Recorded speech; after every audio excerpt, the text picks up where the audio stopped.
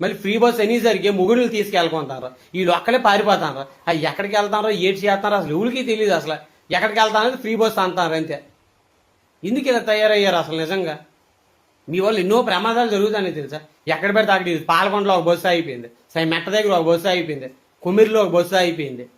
ఏటంటే ఈ ఆడవాళ్ళు ఆయన తాగడు గుమ్మేస్తారని ఆయన ఈ ఆడలో ఏడు మా బస్సు కెపాసిటీ ఎంత, ఇంతమంది ఎక్కిపోతే మేమైనా ఏటి అనగలం, మేమైనా ఏటి చేస్తామో అని అంటారు ఆ బస్సు డ్రైవర్. ఓ పక్క బస్సు డ్రైవర్ గోల, నాయన మేము ఏటి చేస్తాం నాయన, ఇంతమంది మా కెపాసిటీ ఎక్కించొద్దు, వద్దర్రా నాయన వద్దర్రా, మీ పుణ్యాలు ఉంటాయిరా బాబు, దిగర్రా బాబు, మీరు ఎక్కర్రా బాబు అని అంటుంటే వాళ్ళు పులోమని దూరిపోతుంటే ఆపపోతే మళ్ళీ కంప్లైంట్ చేస్తారు, ఎక్కడెక్కడికో కంప్లైంట్ చేస్తారు అని ఆ డ్రైవర్ గోల ఒక పక్కన. ఇలా తయారయ్యారు అసలు నిజంగా ఆడవాళ్ళు.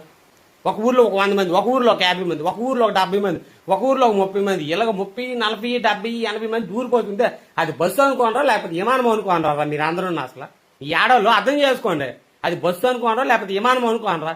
విమానమా 400 మంది, 50, 500 మంది కూలిపోవడానికి? అది చిన్న బస్సు, అది 50 మంది అది కెపాసిటీ. వెళ్ళి 100-200 మంది దూరిపోతారు. ఎక్కడ దూరిపోతారు ఊర గండ ఊర ముష్టి కూరక్కడ ఇంక తిడతాను, ప్లేస్ ఇవ్వకపోతే ఏది ఇవ్వకపోతే సైడ్ ఇవ్వకపోతే. ఇలా తయారయ్యారట అసలు నిజంగా.